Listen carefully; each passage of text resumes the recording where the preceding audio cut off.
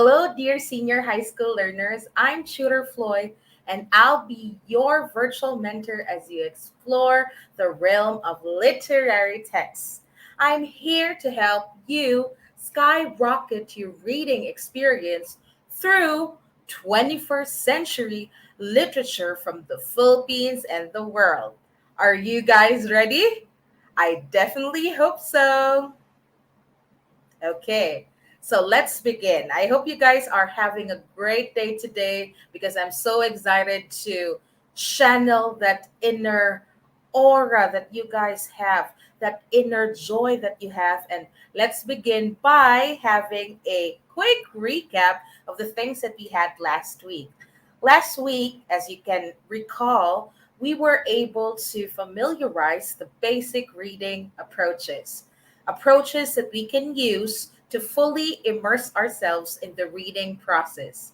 Apart from the reading approaches, we were able to touch some tips in order to produce our very own critical interpretation of a literary piece and a literary analysis. Since we are now able to recall the things that we had last week, let's now proceed to the most essential learning competencies. Actually, there's only one this week. And for week two, that is to compare and contrast the various 21st century literary genres and their elements, structures, and traditions across the globe.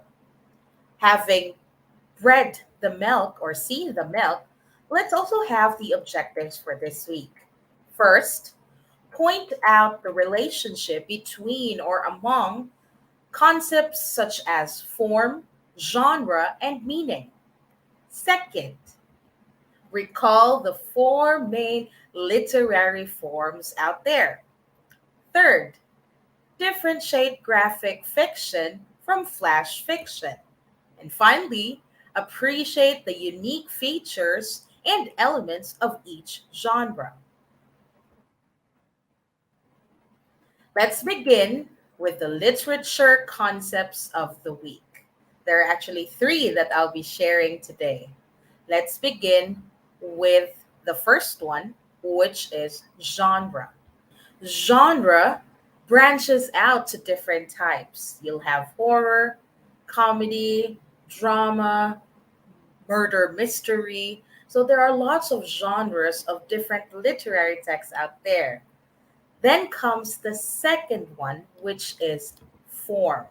So genres a while back make use of various literary forms as foundation from which you stretch out to different directions of expression.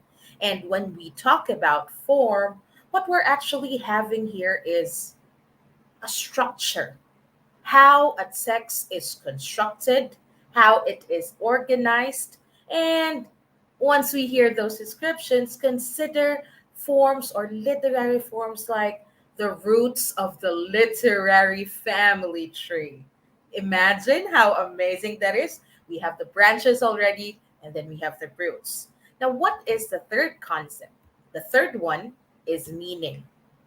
Since we already learned what forms and genres are, let's try to combine them together with content. Now, if there's content, there is meaning that we get from a piece of writing. So, meaning, it's generally the writer's message to you, reader. Writers across the globe selects various forms and genres to help them express the meaning of their texts. For example, there's a poem about a horror mystery. Now, we could send a message if the person or the writer is giving us details like scary experiences or thrilling scenes that would make us jump right out from our seats, even if we're not seeing things on screen, just on paper. That's how the meaning is being expressed. And we get the meaning once we react. So those are the literary concepts of the week. You see how amazing they are? The roots, the branches, which is the genre, and then eventually, if you'll have the fruits or the leaves already, you get to see the meaning behind the literary tree. So amazing, right? Next, let's proceed to redefining 21st century literature. Just like these girls and men in here, literature is a new literary work created within the last decade, written by the so called contemporary or modern authors. 21st century literature deals with current themes and issues that reflect a technological culture that often breaks traditional writing rules. So, if in the past, let's say you have poems and they are really having strict rhyming schemes, in 21st century literature poems, those rhyming schemes may be eradicated, and we usually have the so called free form of writing. So, see how amazing 21st century literature is? We're re enhancing, or rather, we're improving the past or the traditional or conventional writing rules and adding or creating new ones. The literary family tree does not only stop with the parts, genres, form, and meaning. There are still more in the tree, and we call them as the major literary forms or major forms of literature. We have fiction, where we see imaginary characters and stories come to life. We also have drama, where everything that is written is being performed on stage. We also have nonfiction, where we read a lot of factual experiences or incidents of a writer or a writer's fellow. So, nonfiction. We also have, lastly, poetry. All the rhyming schemes, there are metrical verses, and you can see some stanzas, lines in poems. So it's full of love, full of hate at times for its theme, or full of joy, or just simply about nature. So these are the four major literary forms that we've learned since we were younger. Let's proceed now to the focus this session, which is 21st century literary genre. So, actually, there are two that we're going to discuss today, and we're going to see their similarities and differences. Are you excited to know what these two are? I definitely hope so. Well, let's begin with the first one. The first one is a graphic fiction or novel. Now, what comes into your mind when you hear a novel? Can a novel be fiction, nonfiction? Usually, novels are fiction, okay? Mostly, okay? So, graphic fiction or novel, that alone, you would already imagine graphic. So, there are images involved. So, what is really a graphic fiction or novel? It's a narrative in prose form, or in other words, we're not seeing lines like the one or stanzas that we see in poems. We're actually seeing sentences, paragraphs, conveyed to the readers in comic book format or dimension. So you see this joining of the elements of a novel and comics. So that's graphic fiction or novel. In fact, a graphic fiction or novel, it's a comic book narrative that is equivalent in form and dimension to a prose novel as per Campbell.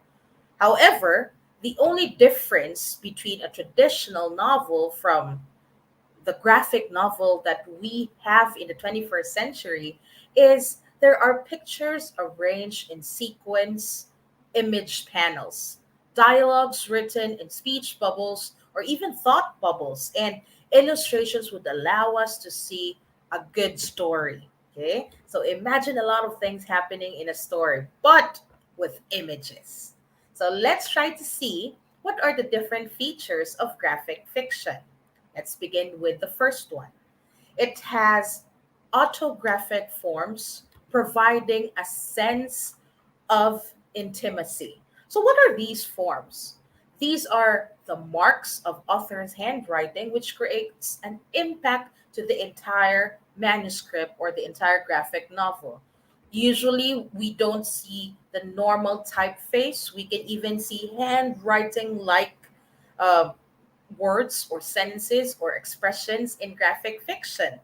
There's a sense of intimacy because we can relate to the author as if we're the ones writing on paper, not just the usual ones that we see in novels. Second one would be interactivity or interaction between or among characters through the image panels. So if you see such interaction or cohesion or cohesiveness between panels or between scenes, then you'll have a smooth time in understanding a graphic novel. What's a third feature? There's language, there's syntax, and there's meaning built through connected images. And even if you're having a difficult time reading at the moment, maybe you just woke up or you just got out from a break, just by looking at the pictures, you're already having that quick interpretation of the text, quick understanding of the text. So much so, if we've read the different lines that are out there comprising language, how words are being arranged or syntax, and eventually, if we're able to see the images, we're able to see the words or the language and see the beauty of how things are arranged through syntax, we'll definitely get the meaning of the graphic novel or fiction. And finally, combined book and screen experience. So, wow, two peas in a pod, the best of both worlds. Now, let's have the elements of graphic fiction. First element, image panels. So, how do they look like? Let's see. As I lay cozy, all snug in my bed, I enjoy the images inside my head. I quickly silence you, you annoying alarm, and we snooze together and let dreams carry on. Now, when it comes to panels, image panels, or frames in layman's term, we consider their sizes and shape. Usually, they're elongated to have that striking effect.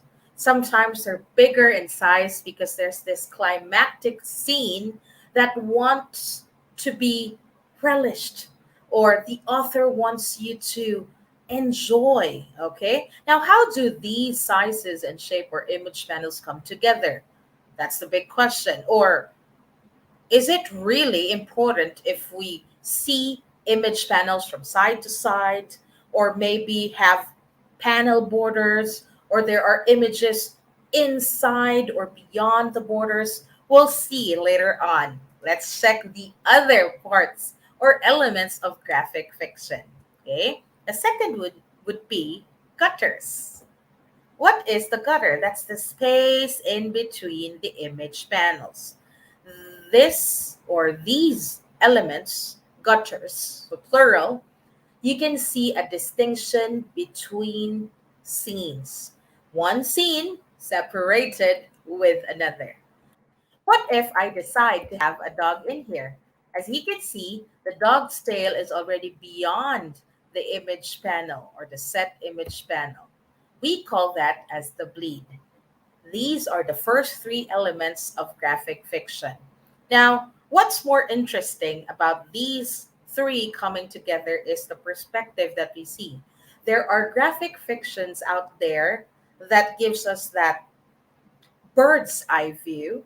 Sometimes they even give us this reader to page symmetry, so eye to eye level. Others even have side to side. So these are important aspects that we need to see.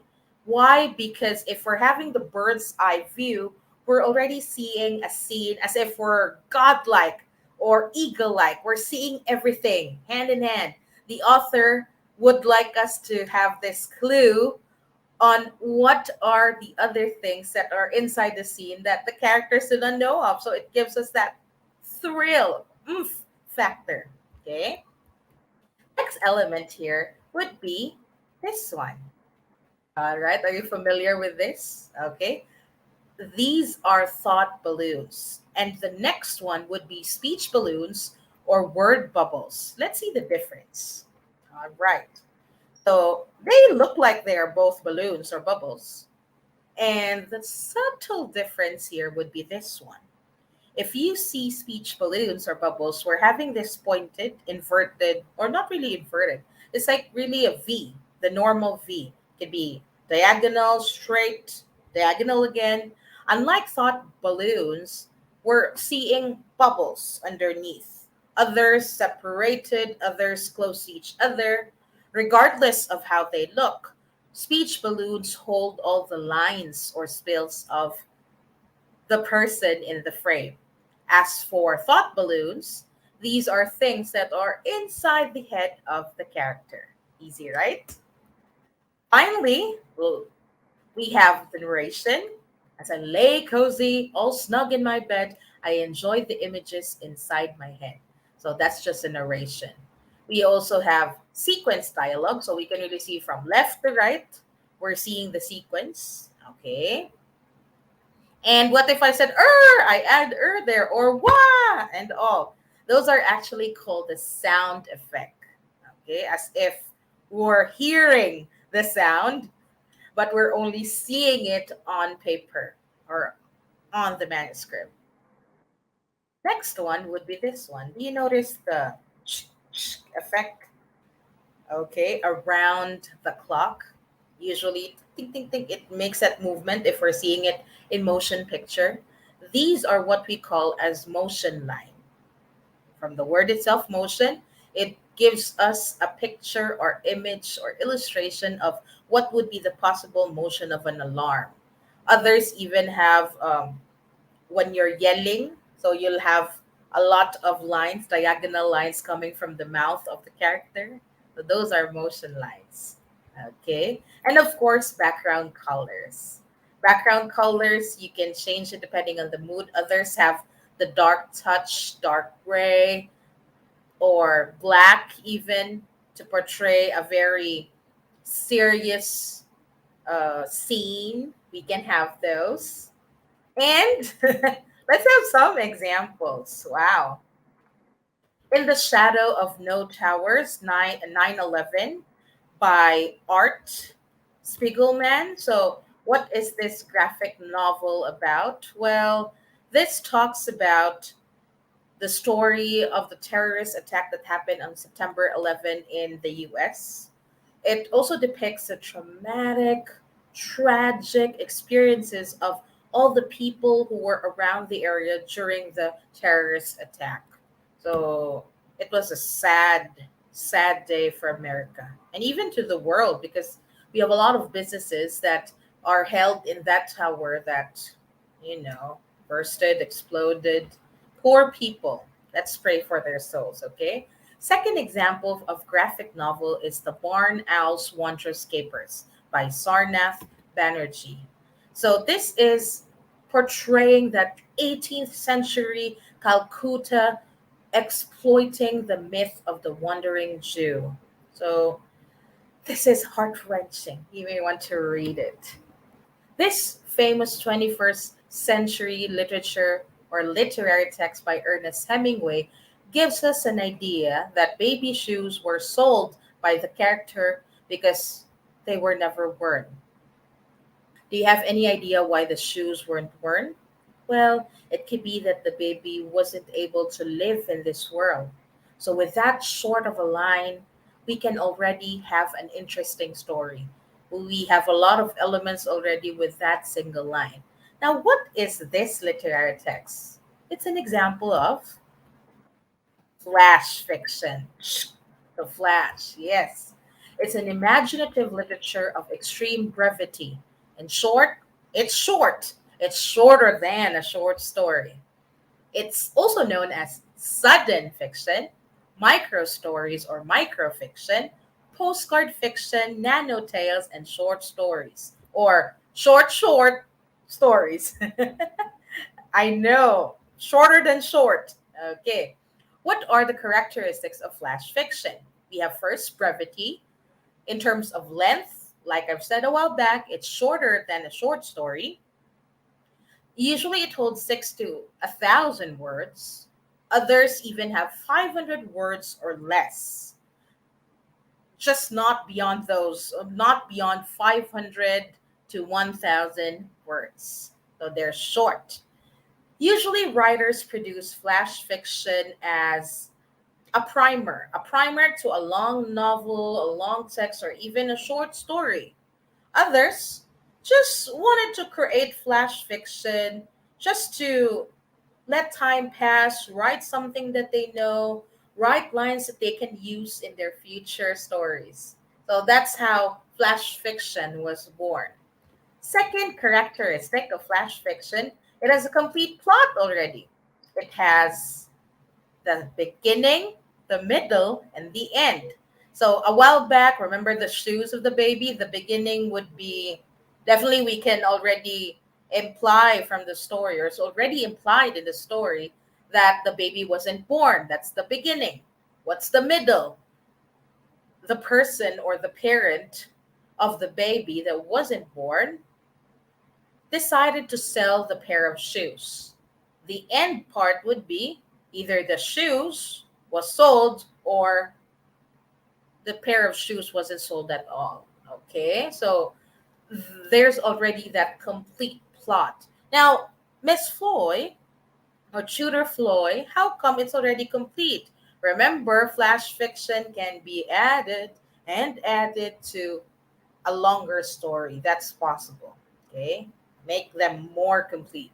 Surprise ending. So most of the endings of flash fiction are things that we don't expect. They could be happy in nature, they could be horrifying in nature. So I hope once you come across your flash fiction, you'd be ready for the ending. And we jump into the elements this time. Of course, any story won't be complete without the characters. There are no more than 3 to 4 characters, but most flash fiction only have one. But just don't go beyond 4, okay? Second, there's not much backstory of the character, where they come from, what were their previous lives, and because it's short or brief, there's not much character development. We don't see the character grow like the ones in novels. We don't see them change their personalities across the story, so not much, okay? And apart from characters, we also have setting and theme. Of course, one setting for one short piece, every detail being counted, and there is a single theme, only one. If you started with love, then it's all about love. If you started with a tone of melancholy or being so sad, then all throughout, that's the theme. Okay? And let's try to check some examples of flash fiction. Let's begin with this girl. Okay. She looks familiar to you, right? She is, of course, Taylor Swift. But there's a flash fiction written for her by Steinberg. Okay. Let's try to read the excerpt. You're in love? It's great. You swipe on your phone and order. The next day, a Taylor Swift clone shows up at your house. Wow, that's interesting, right? So you're in love, it's great. You swipe on your phone and order. The next day, a Taylor Swift clone shows up at your house. So it's giving us this idea that if we tend to not focus on a single person or be religious or faithful to one, and you jump into your next order, the next person you would like to have a relationship with, you'll see the illusion of Taylor Swift, and a Taylor Swift like being appearing on your doorstep. In other words, someone who might write good songs about you, or songs that remind you of how you were unfair in the relationship, or better yet, someone who is vocal about her feelings and tell you that what you're doing is wrong. Why did you leave me without any reason? Or why didn't we fix the relationship before you decided, or we decided together that we'll separate? Mutually, of course, should be mutual. Okay. So that's just an excerpt. If you have time, go ahead and read that flash fiction, and you might be surprised that there's more to the explanation or the quick interpretation that we just had. Second one, unnecessary things. I wonder if a teddy bear is an unnecessary thing to you at this age. For some, yes. So it's by Tatiana Tolstaya. Let's read the excerpt. This teddy bear once had amber eyes made from special glass. Each one had a pupil and an iris. The bear itself was gray and stiff. With wiry fur, I adored him. I wonder why the bear is not gray in the picture. Okay, at regardless of the color, let's just imagine that the gray in the shape is transferred to the teddy bear. You can see in the lines or description that the author was really having this relationship, friendship with the teddy bear.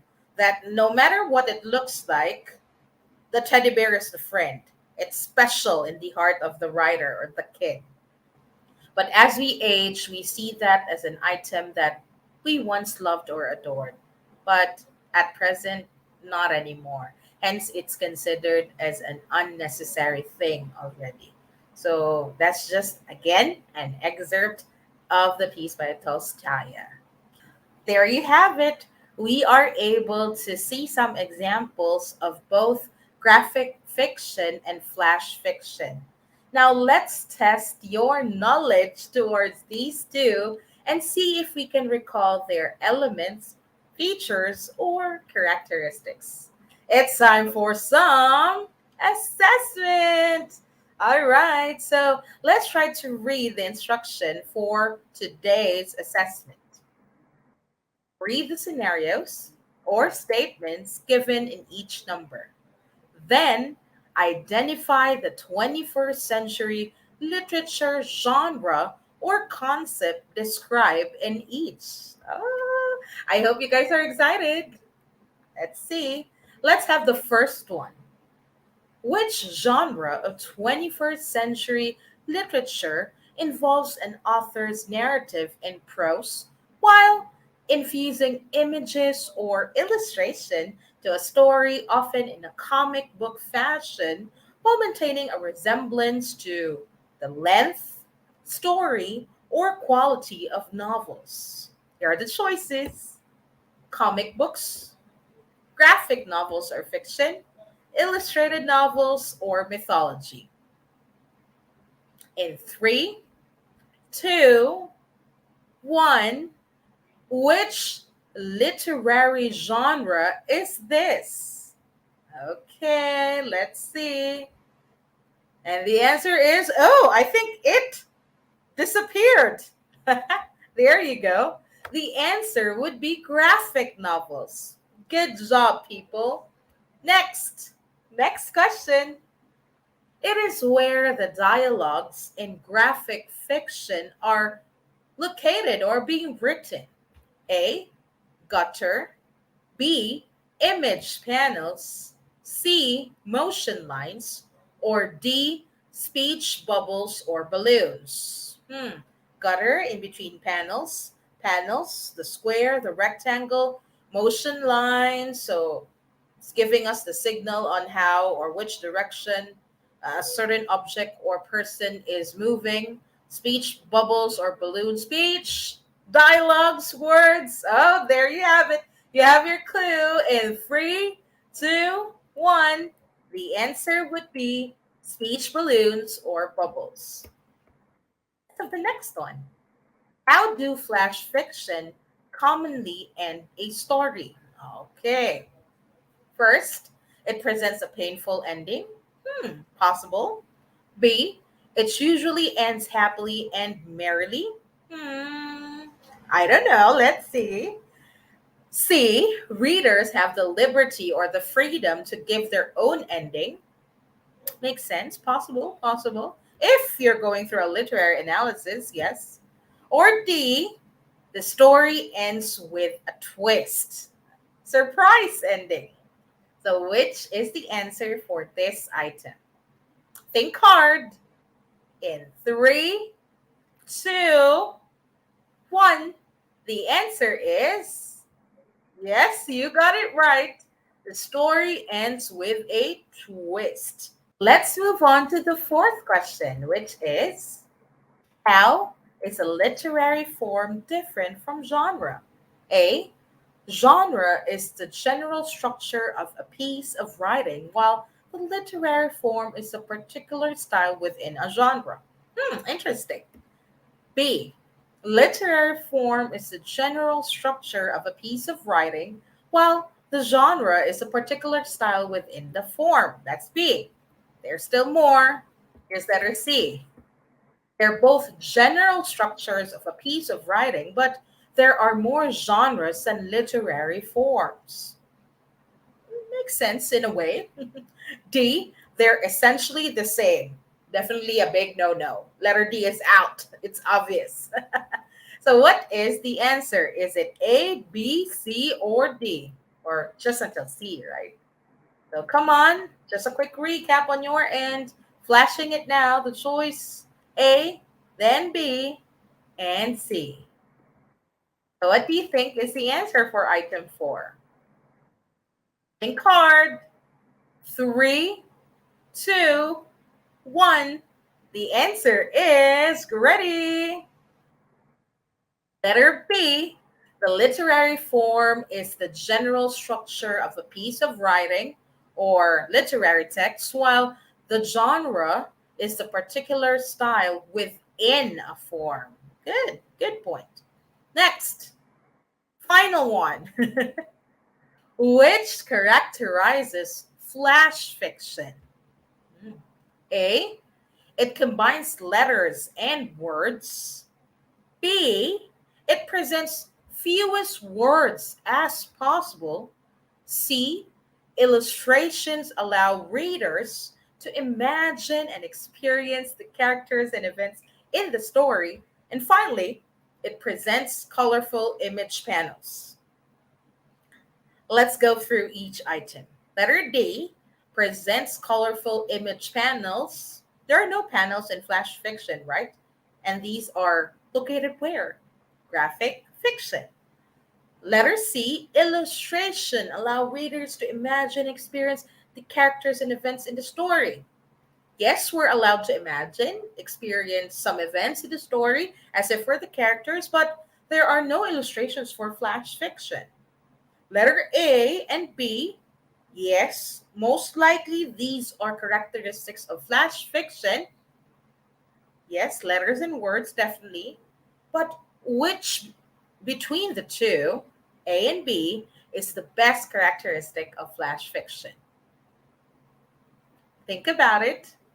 In three, two, one. So let's see what the answer is now. It's letter B. It presents fewest words as possible. Great work, guys. I'm very happy that you were able to answer most, if not all, the questions that we have today. In fact, I'm very happy that we are able to recall all the 4 basic literary forms that are out there that pave way to the newer 21st century literary genres. We were able to also distinguish both flash fiction and graphic fiction and get to know their elements and features.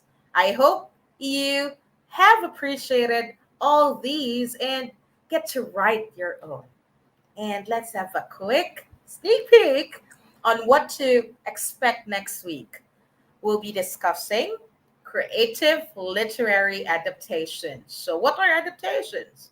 Things that may be originally in a specific form, transformed to another. Let's see what these forms are next meeting. Okay? And of course, allow me to leave this weekly quote for you guys by Lobsang Tenzing. To learn means by practice, by inquiring, by analyzing to find out what is, not what was. So, this is a special message when it comes to reading. It's not enough to just have a specific approach to use in reading. You also have to learn how to critique a work, interpret a work with the correct idea of what the genre is, what the form is, and what is the underlying meaning of the text. That'll make your understanding of literature even better and more appreciated. I hope you'll have that inner peace, inner patience, and inner passion to pursue your love of writing different types of literature or just reading them as a start. Okay. And once again, that's about it for today's session, you guys. Don't forget to subscribe to the DepEd TV YouTube channel to revisit and share our episode today. Once again, this is Shooter Floyd reminding you to read more literary texts to explore the extent of your imagination. The realm of possibility awaits. Go now and start working on your masterpiece. Tune in again next time for a weekly dose of 21st century literature from the Philippines and the world every Tuesday from 4:15 to 4:55 p.m. Thanks for watching, everyone. Toodles!